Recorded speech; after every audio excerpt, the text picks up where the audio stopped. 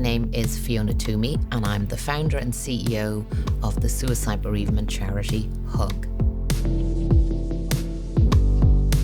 Well, I think with suicide bereavement and the grief that comes after it, there are some very particular things that sets it apart from even other types of traumatic bereavement.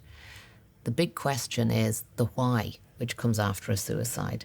And that often isn't there with other types of death. People know why somebody has died or they know the cause of death.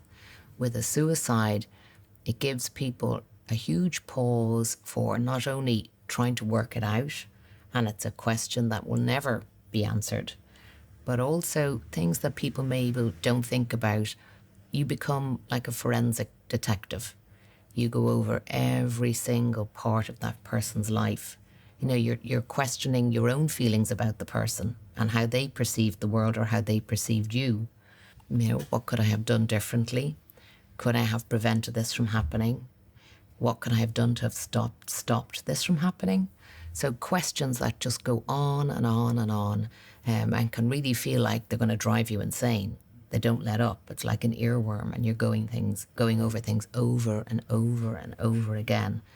The why, of course, is the one that people talk about the most. And what I often say is, you may not get the answer, but ask the question.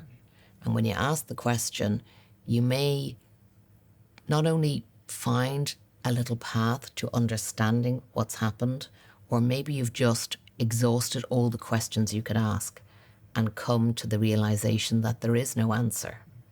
And by doing that, you're actually making sense of something that's very difficult to make sense of. So it's the jigsaw puzzle without the corner pieces.